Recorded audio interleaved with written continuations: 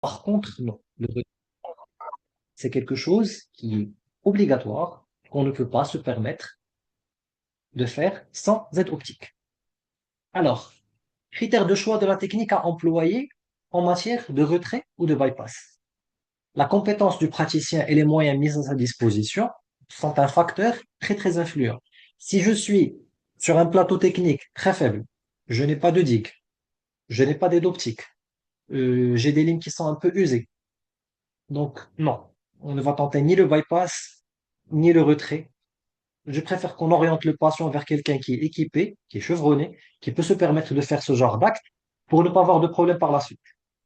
Si on a un plateau technique, on va dire moyen, j'ai une digue, j'ai des limes, j'ai une bonne radio, j'ai de l'expérience, on va tenter le bypass si possible.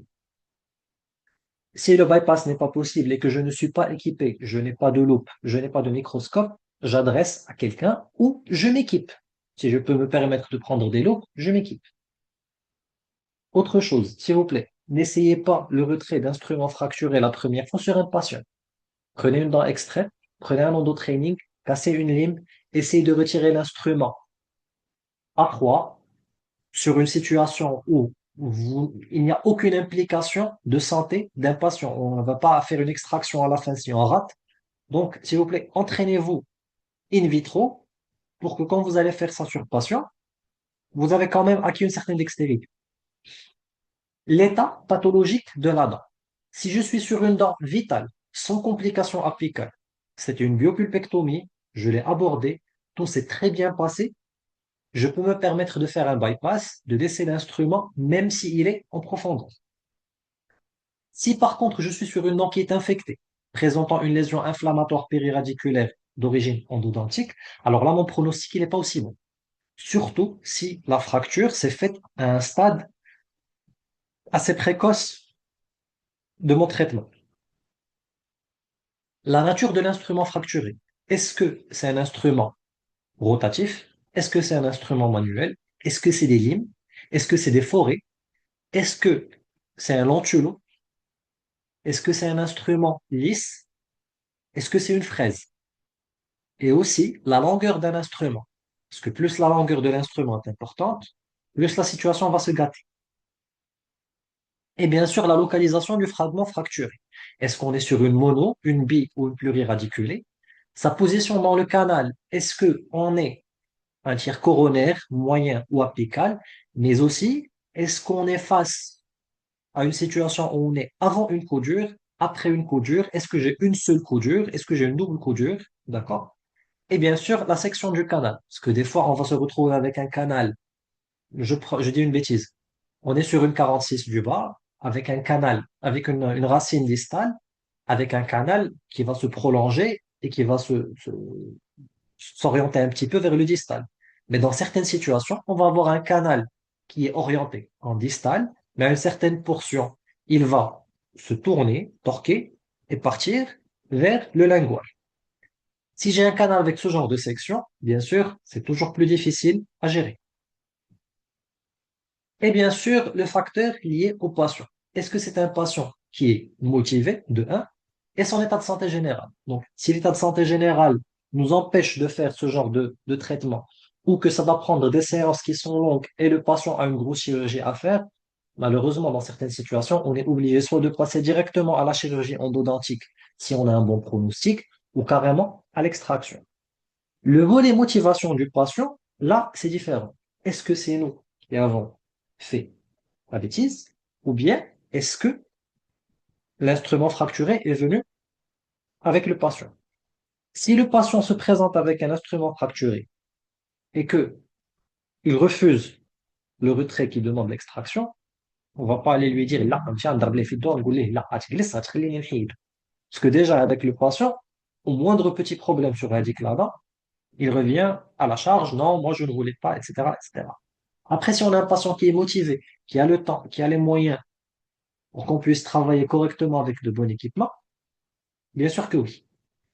Alors, là, c'est une petite photo de ce à quoi ressemblerait un bypass, parce que, en général, là, c'est une radio, une ligne 15, et on a un catch. Ça, c'est quelque chose que tout le monde peut se permettre de faire au cabinet. Bien sûr, on ne va pas négocier présence de digue obligatoire. Aujourd'hui, si vous faites votre traitement canalaire sans digue, vous êtes en train de vous tirer une balle dans le pied. D'accord? Vous êtes en train de compromettre le pronostic de votre traitement. Et c'est même pas la peine de parler de retrait d'instruments fracturés si vous travaillez pas sous digue. C'est comme si on va dire, je vais faire un collage de bonne qualité et je le fais dans de la salive ou avec de la buée. Donc, tout traitement de qualité restaurateur doit être fait sous isolation. On doit travailler dans un champ opératoire propre pour éviter la contamination du site.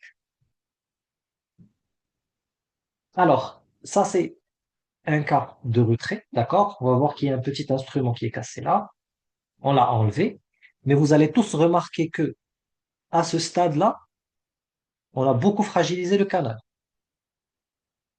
Donc, quand on va faire l'évaluation bypass versus retrait, il faut toujours voir est-ce que je vais trop fragiliser ou éclater là-bas pour retirer cet instrument.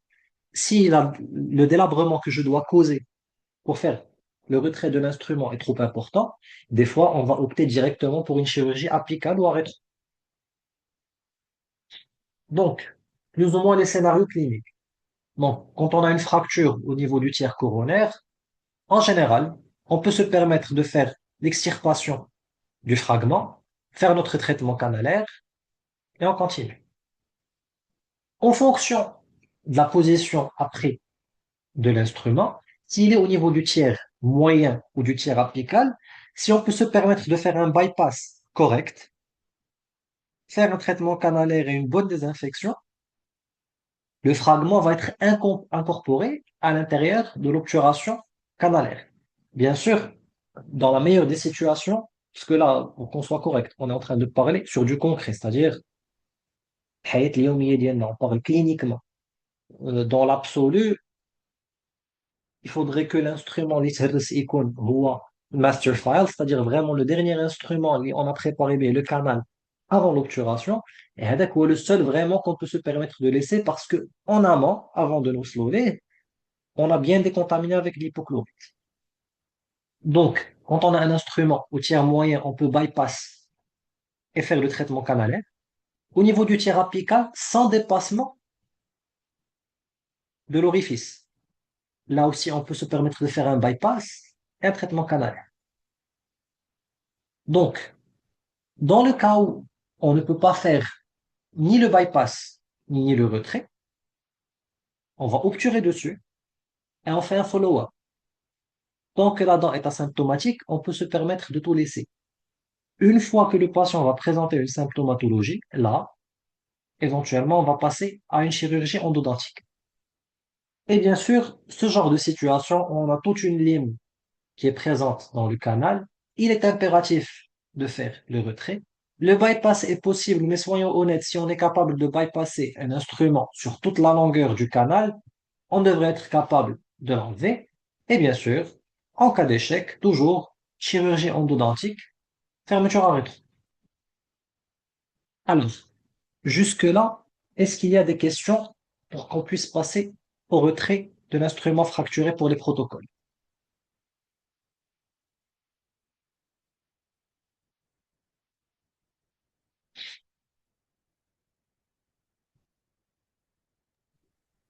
Vous pouvez poser les questions sur la partie Q&A.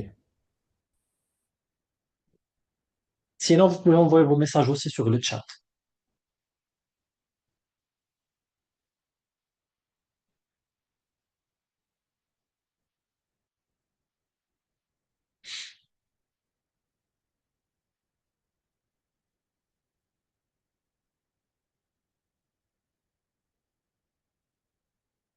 Voilà. Dans tous les cas, si vous avez des questions, à la fin, on prendra du temps pour discuter de tout ça. Alors, en ce qui est des protocoles de retrait, on a plusieurs options. D'accord? Des peu invasifs, des très invasifs. C'est en fonction de la situation, de la nature de l'instrument et de ce qu'on a bien sûr comme plateau technique.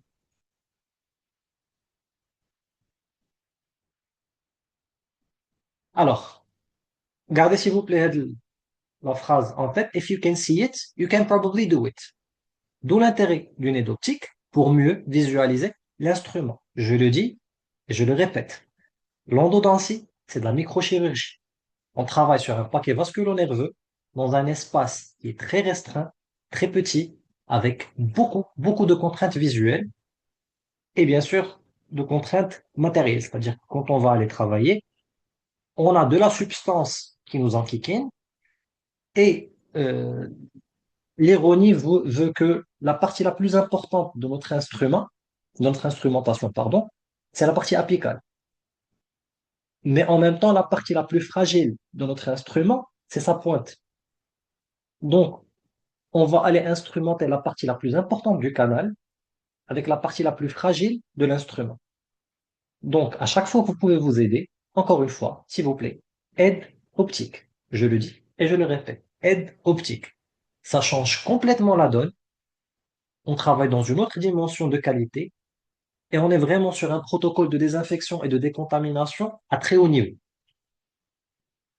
Alors, on va commencer un petit peu par la trousse de Macera. C'est un système classique, très simple. Comme vous arrivez à le voir ici, on a un tube, d'accord, avec différentes tailles en fonction de l'instrument, de la dent, de ce qu'on a allé à chercher. Le problème de ce genre de système, c'est quand vous allez le remarquer, on va fragiliser énormément la dent pour arriver jusqu'à l'instrument. Donc là, on va commencer par évaser le canal en coronaire. On va utiliser des forêts de Gates pour arriver jusqu'à l'amorce de l'instrument. Ensuite, on va utiliser des instruments qui viennent avec le kit, d'accord? C'est des traits fines qui vont créer un espace tout autour de la tête de l'instrument pour permettre à ces deux tubes de pénétrer à l'intérieur et d'accrocher l'instrument et de le retirer. Alors, ça ressemble un petit peu à ça. On prend le pilon, on le met à l'intérieur du tube. Ce tube-là est mis en préalable à l'intérieur pour bloquer l'instrument. On le visse et on crée une sorte de soudure à froid. Tout est serré et entier. Le protocole, comment il se fait une fois qu'on a accroché, c'est comme une extraction, d'accord? Mais bien sûr, c'est une extraction, mais avec les doigts. Donc, c'est pas un mouvement de circonduction avec l'épaule, c'est un petit mouvement des doigts. Et bien sûr, en amont, ce qu'on fait, c'est que là, avant de mettre tout cet artifice, il faut s'assurer que l'instrument est mobile dans le canal. D'où l'intérêt de l'utilisation des ultrasons. Alors, ça, c'est une technique qui est un peu, on va dire, qui est un peu vieille. On a des systèmes qui sont beaucoup plus performants et beaucoup moins invasifs. Alors, dans un premier lieu, on a l'instrument qui est bloqué. On va passer avec nos forêts de Gates et la très fine. On accroche l'instrument. On essaie notre tube. Une fois que ça accroche, on va mettre le pilon avec. On accroche et on tire. Ensuite, l'important, c'est de pouvoir faire passer ces instruments sans créer de butée. Parce que déjà, initialement, ce qu'on a fait nous, c'est qu'on crée une butée volontairement pour isoler la tête de l'instrument. Après, on doit gérer la butée que nous-mêmes on a créée.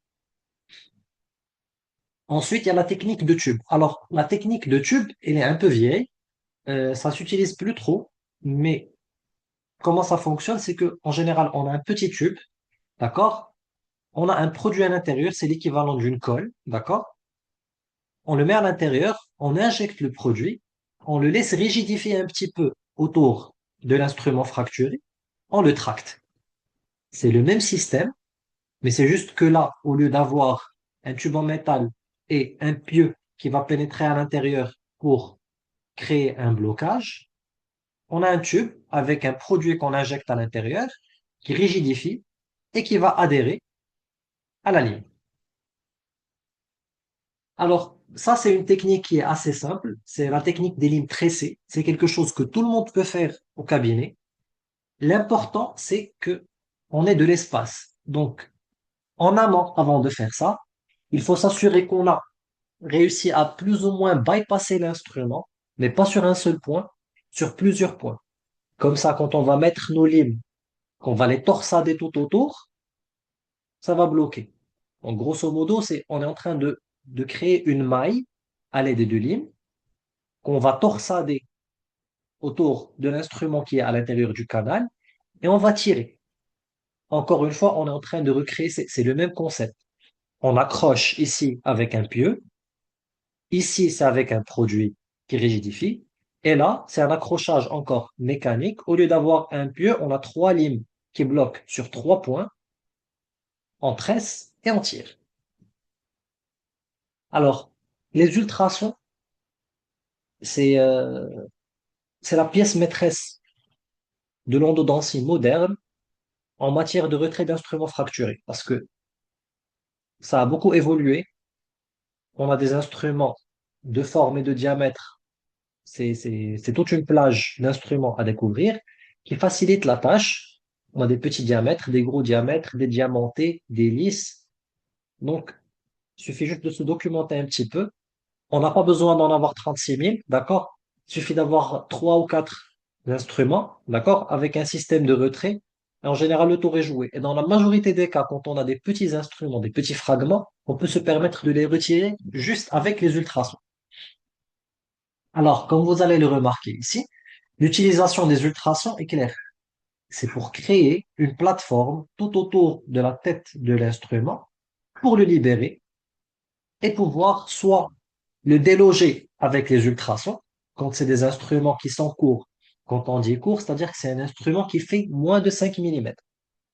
Passer le cap des 5 mm, des fois, même si la tête elle est libre, l'instrument ne va pas sortir parce qu'il est bloqué en profondeur. Donc, ce qu'on fait, c'est qu'on libère cette portion avec les ultrasons. Quand l'instrument est court, en général, il va sauter sous l'effet de la friction et des vibrations. Il sort de son blocage.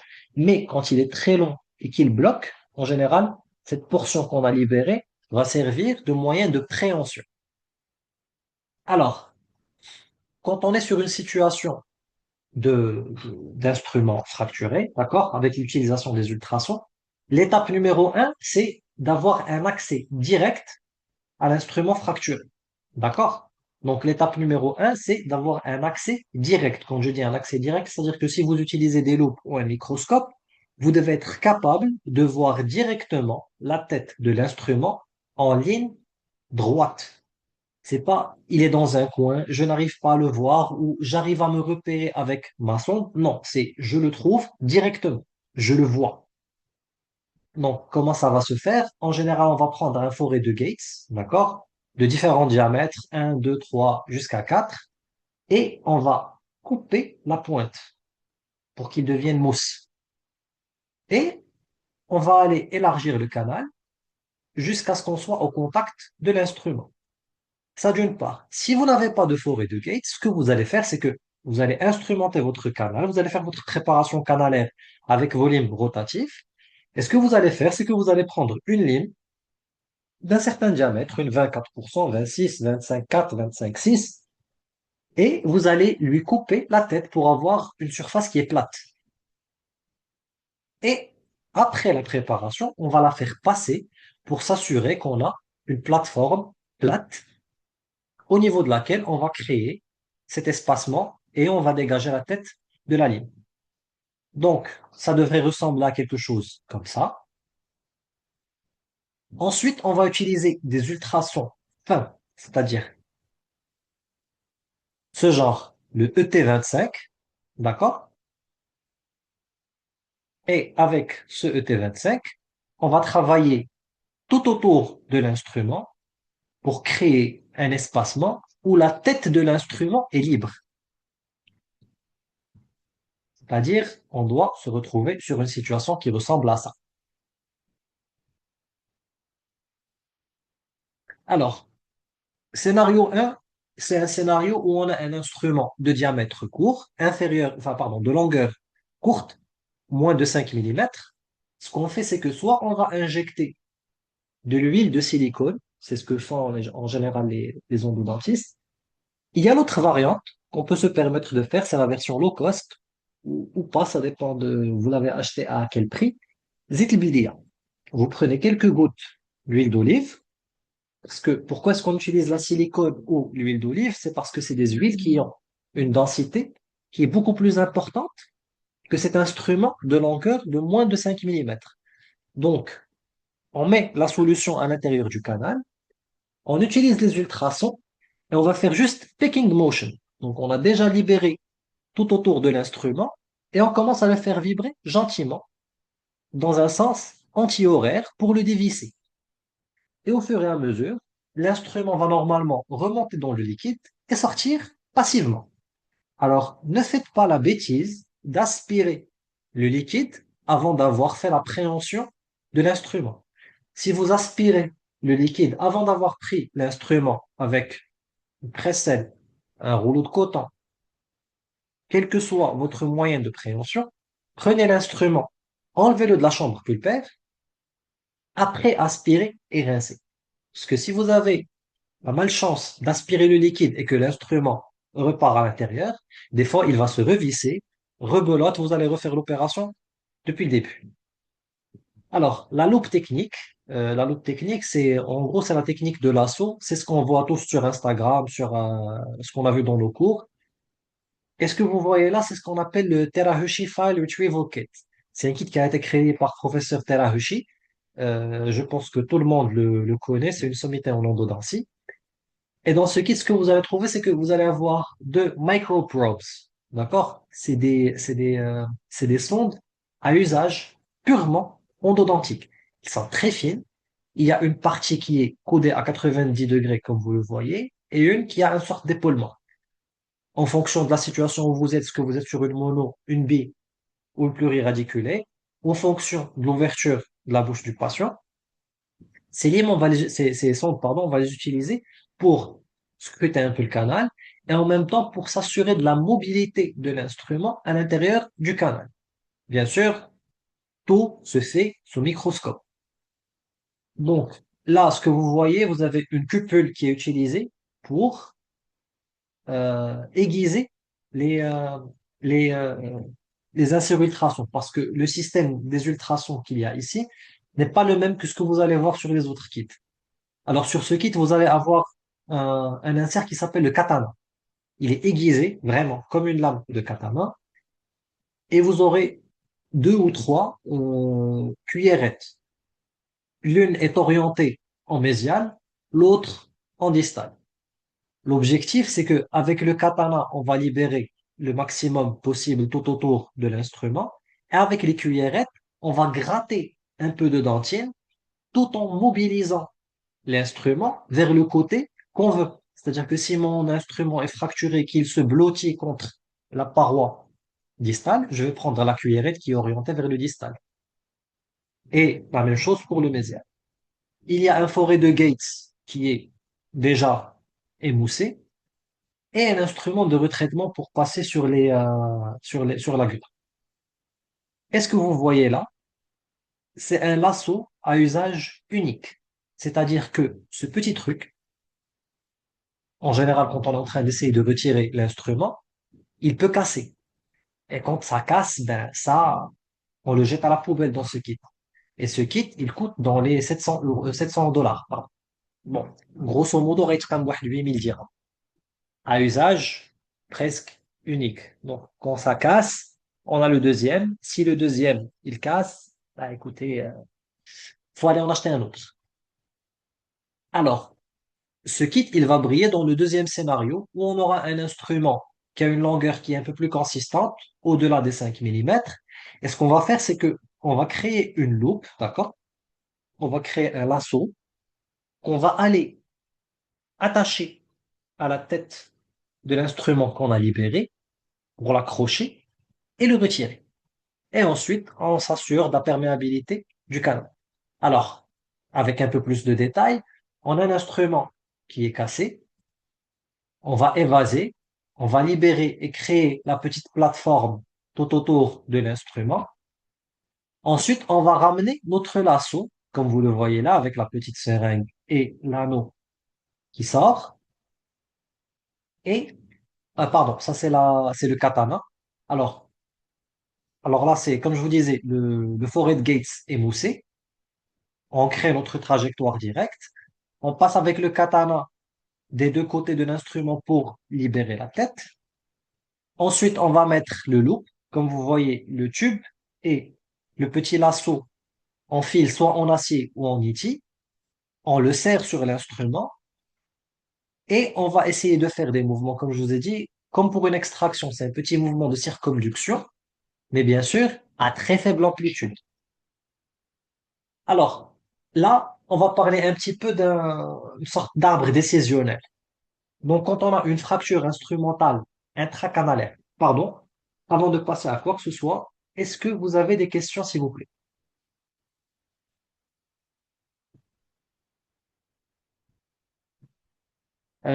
Le forêt de Gates, tu peux le couper juste avec une fraise diamantée. Le risque de fracture de la racine, vu sa fragilité, ça va dépendre de la situation. Donc, si je suis sur une dent qui est déjà fragilisée et la racine ne va pas supporter les charges, le critère numéro un d'un traitement, c'est la restauration de la dent. Est-ce que c'est une dent qui est restaurable ou pas? Si elle n'est pas restaurable, on extrait, on va pas aller s'aventurer à travailler sur une racine qui est fragile. Donc, les amis, est-ce qu'il n'y a pas de questions?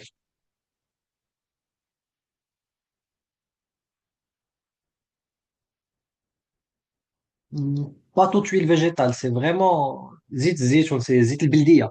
Parce que elle a une densité qui est suffisante pour pouvoir laisser l'instrument flotter. Sinon, si tu as accès à de l'huile de silicone, c'est encore mieux.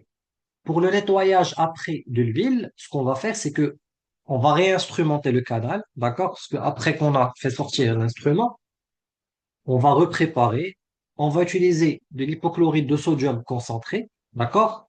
Et à la fin, oui, baby oil aussi, ça se fait. Parce que le baby oil, il a plus ou moins la même densité que l'huile de silicone. Comme je vous ai dit, le choix, il est praticien dépendant. Si on peut avoir de l'huile silicone, c'est le truc le plus parfait qu'on puisse avoir. Baby oil, c'est bien, mais comme je vous ai dit, l'huile zit zitoun, c'est vraiment en dernier recours, hein.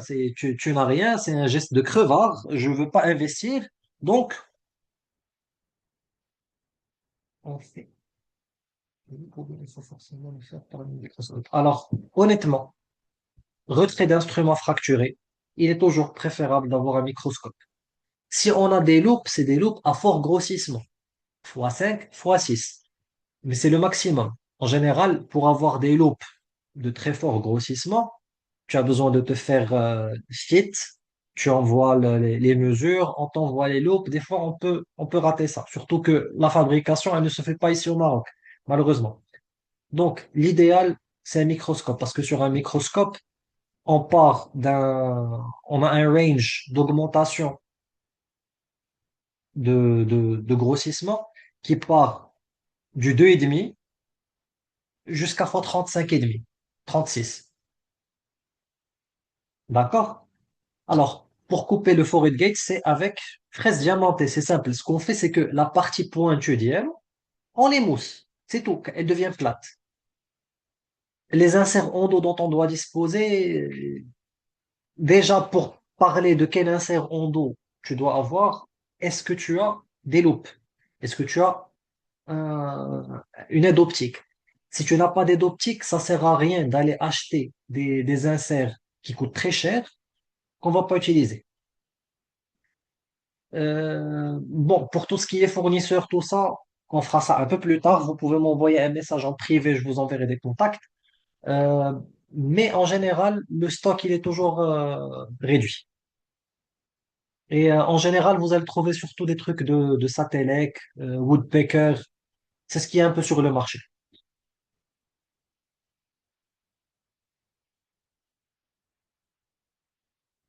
De quel grossissement, docteur Salm?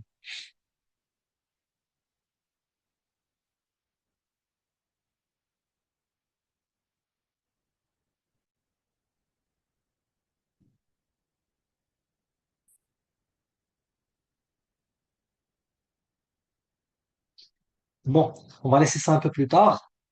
On reviendra vers tout ça. Alors, comme je vous ai dit, essayez s'il vous plaît de prendre en photo l'arbre décisionnel. En général, quand on a une fracture instrumentale, si on est capable et qu'on est équipé, prends le temps de le faire. Si on n'a pas équipé, on l'adresse à un praticien qui est expérimenté. En fonction de la fracture, est-ce qu'on est sur un tir coronaire? On peut se permettre de le retirer juste avec des pinces, des kits de retrait d'Inlay Core ou encore le kit de macérant ou juste avec des ultrasons. Si on réussit à faire le retrait, tant mieux. En cas d'échec, on essaie de bypasser. Alors, dans le cas du tiers moyen avant une courbure avec un fragment accessible, ça dépend du pronostic de la dent. Est-ce qu'on avait une nécrose pulpaire? Ça dépend encore une fois, comme je vous l'ai dit, du diagnostic initial de la dent. Alors, dans le tiers apical après une courbure ou un fragment inaccessible, ça dépend encore une fois est-ce qu'on est sur une biopulpectomie ou sur un traitement avancé. Bien sûr, quand on est sur de l'extra-apical, on va toujours partir vers un nettoyage et une mise en forme de la portion canalaire accessible, on obture et on fait le suivi. En cas de succès, tout est bien. En cas de complications post-opératoires, on va faire une chirurgie endodontique et on va faire un suivi. Si on a un succès, tant mieux. Si on a un échec, on fait l'extraction. Je sais qu'il y a de l'arbre décisionnel qui est chouïa, mais on va parler de ça un peu sur les cas cliniques qu'on va voir tout de suite. Alors, on va commencer par le commencement, s'il vous plaît. Ça, c'est une dent, l'IGES. Certains confrères ont dit que cette dent est non restaurable. La réalité est que la dent était restaurable. Il avait besoin juste d'une petite élongation coronaire, un peu de volonté pour bien isoler, être bien équipé, avoir les bons outils, et on se retrouve avec une dent qu'on peut restaurer et exploiter. Donc, s'il vous plaît, l'excuse de non, la dent était inisolable, tout ça, c'est rare les cas où vraiment on peut se permettre de faire un traitement canalaire, de mettre une couronne et se dire par la suite, non, en fait, là, je n'avais pas comment mettre la digue. Si tu n'avais pas comment mettre la digue, ça veut dire que ton traitement était fait dans des conditions qui étaient quand même pas très optimales. Donc, s'il vous plaît, la restauration pré-endodontique est impérative quand on est en train de faire un bypass ou un retrait d'instruments fracturés. Elle est impérative, non négociable.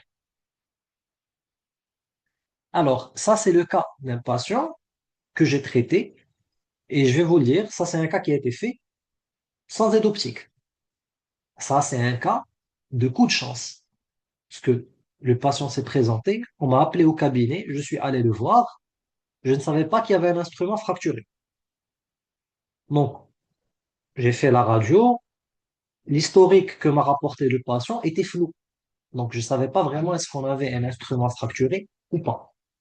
Ce que je sais, c'est que sur cette radio, on a deux canaux. Un canal ici et un canal là. Et quelque chose de radio opaque. Peut-être c'est un bout de pansement, peut-être c'est un vieux bout d'obturation, on ne sait pas. L'instrument a été retiré. Pourquoi? Parce que, comme vous allez voir sur la radio là, on a une communication ici et là entre les deux canaux. Et il s'est avéré que cette petite portion-là, elle correspond à ça.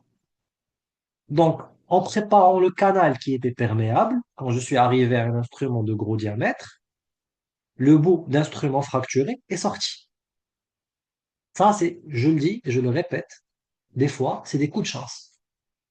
Parce que l'anatomie l'a permise.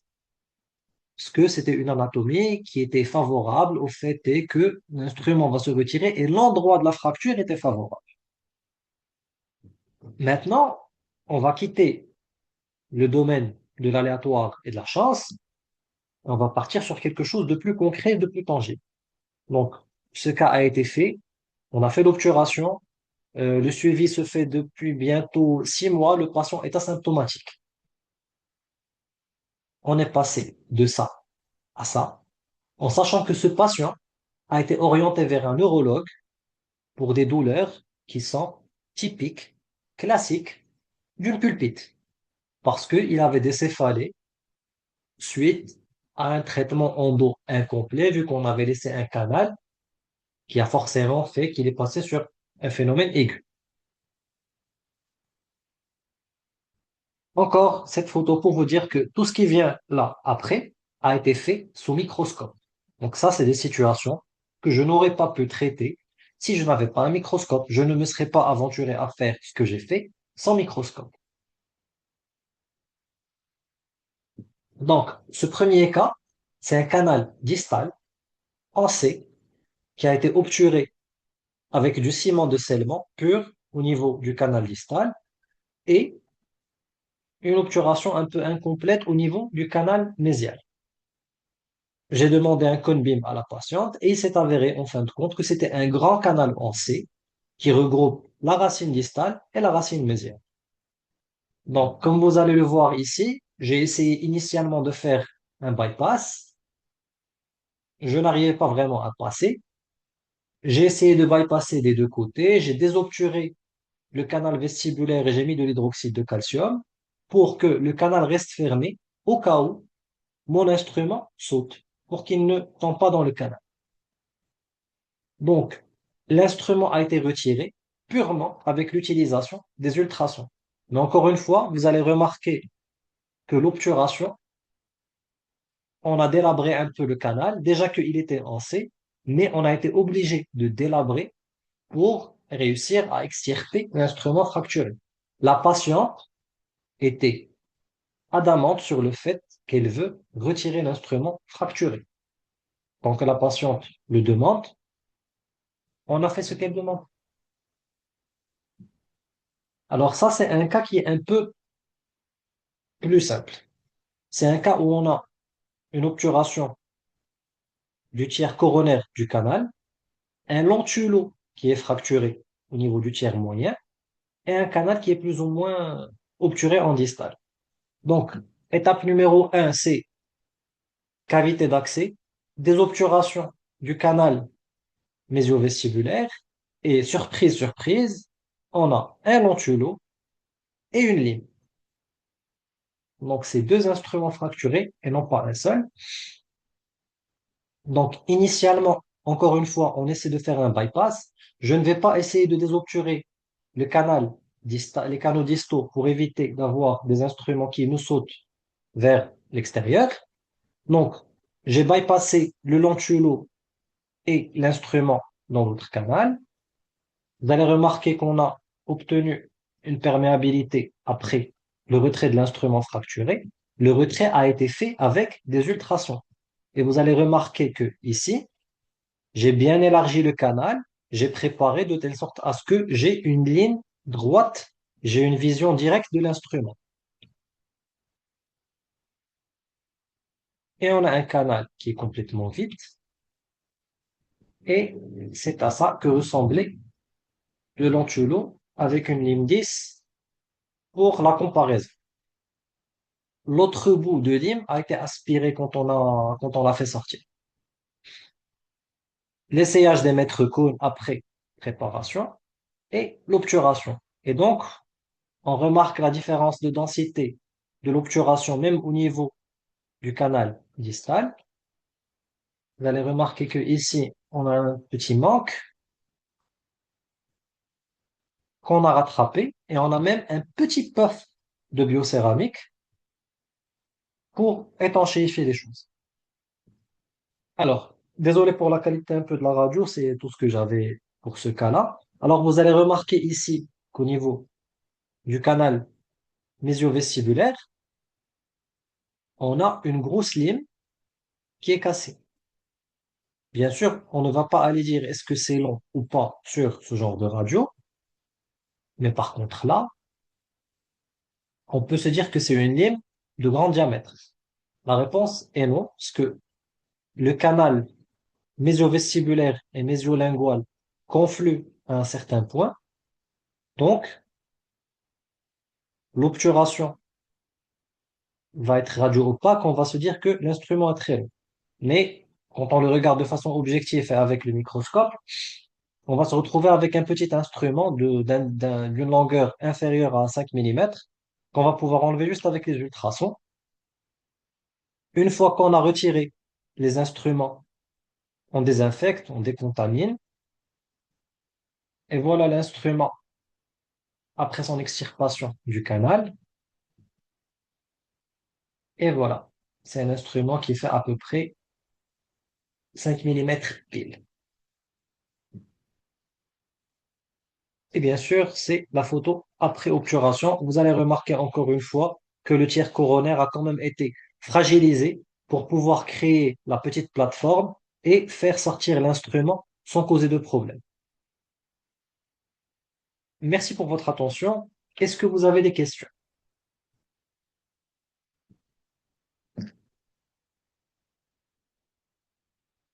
Alors, docteur Selman, les loupes de 2,5, dans le meilleur des mondes, tu vas aller enlever quelque chose qui est dans le tiers coronaire, dans le meilleur des mondes. Tant que tu es sur un tiers moyen ou apical, le 2,5, c'est pas du tout suffisant. Le 2,5, c'est pour tout ce qui est curetage de caries, traitement de tous les jours, éventuellement faire un traitement initial pour bien voir ta chambre pulpaire. Mais au-delà de ça, tu vas pas aller dans le canal.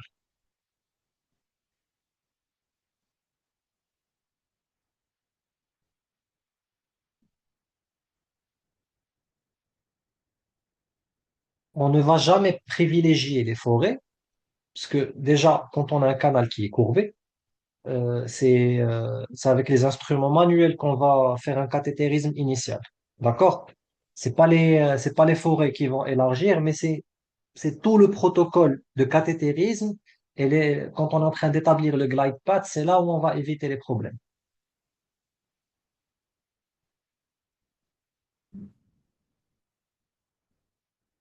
Des questions, s'il vous plaît, par rapport aux instruments fracturés.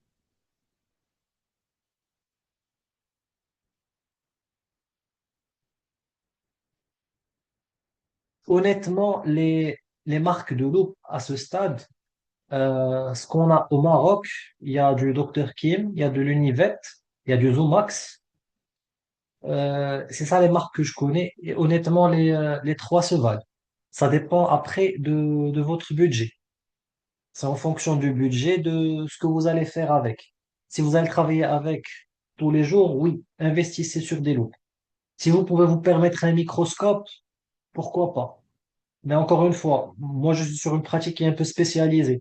J'ai la chance de travailler sur des plateformes où j'ai accès à un microscope. Donc, il serait plus judicieux de voir un peu ce que vous allez faire avec au niveau tous les jours.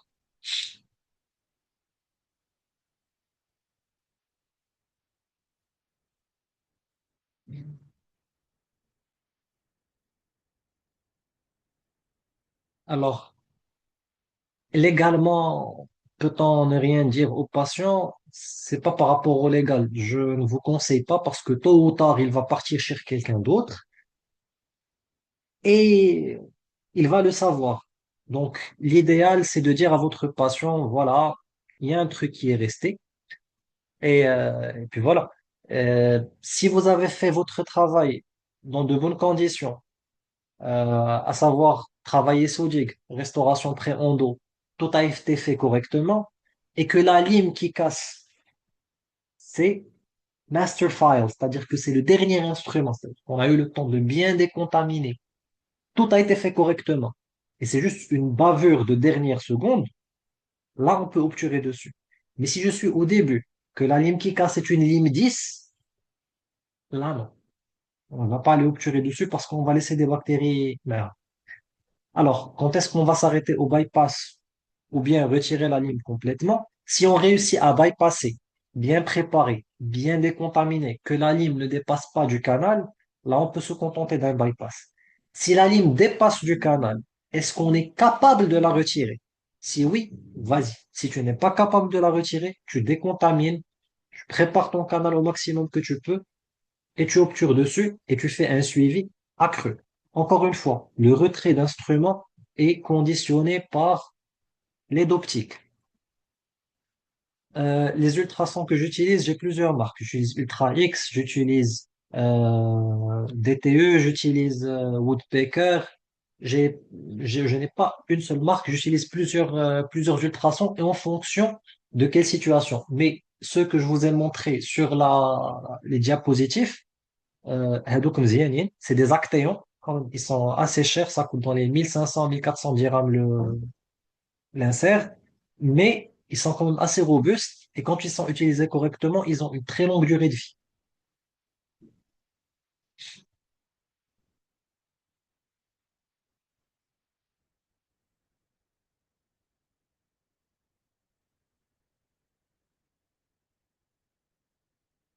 Est-ce que vous avez d'autres questions, les amis?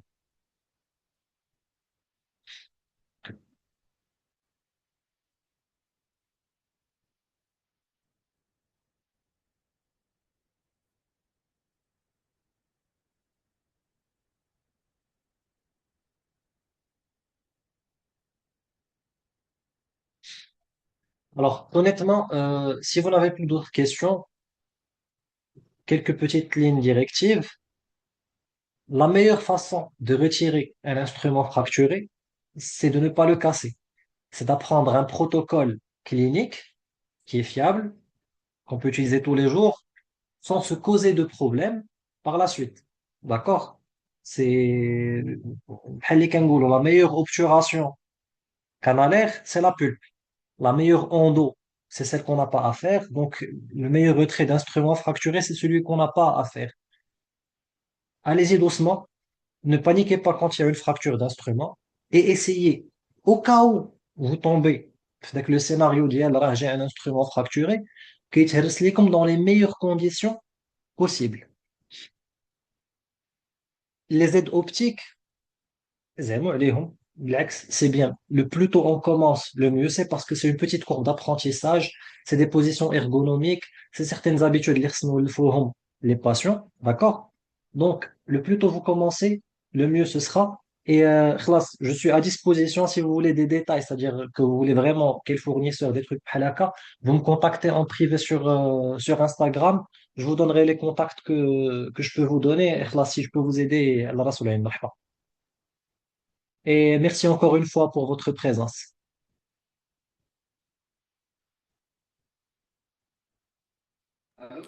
Alors, petite réponse Alors, rapide à Yasmine, pourquoi on essaie de bypasser? Quand on essaie de bypasser, dans un premier lieu, on est en train de libérer la lime, parce que pour la retirer, il faut qu'elle soit libre dans le canal. Donc, quand on fait le petit bypass au début, ça nous permet aussi d'avoir un instrument qui est lâche dans le canal et ça permet de le faire sortir.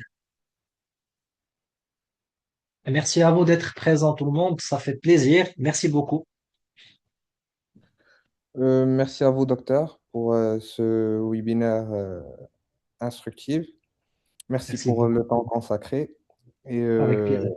je vous invite à vous inscrire à la formation animée par Dr. Essam, qui porte sous le nom de Fellowship of Endo.